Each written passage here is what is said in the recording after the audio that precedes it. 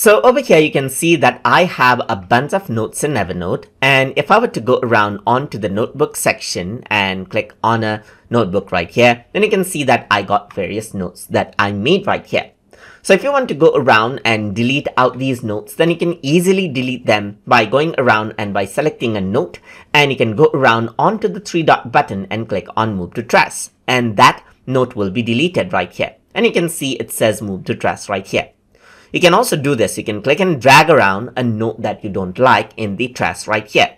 So once you do this, once you move the note to trash, it is not removed permanently, but it is collected in the trash if in case you want to recover it.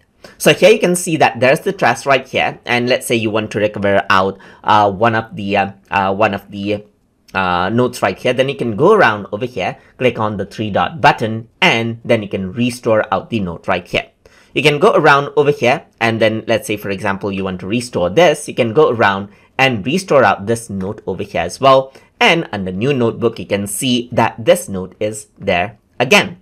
You can go around under trash right here, and if you want to delete out a note permanently, then you can click on it and then go to the three dot button right here, and then you can click on delete permanently. Then what happens is that you can click on delete to delete that particular note permanently as well. What you can also do to delete everything permanently is click on empty trash. So all of the items in the trash gets deleted permanently as well. So to do that, I'm going to click on empty trash and click on empty trash once more, and everything that was there in trash gets deleted and it won't be recoverable anymore. So that is how you can go around and delete and recover notes inside of Evernote. So I hope you guys learned something as always.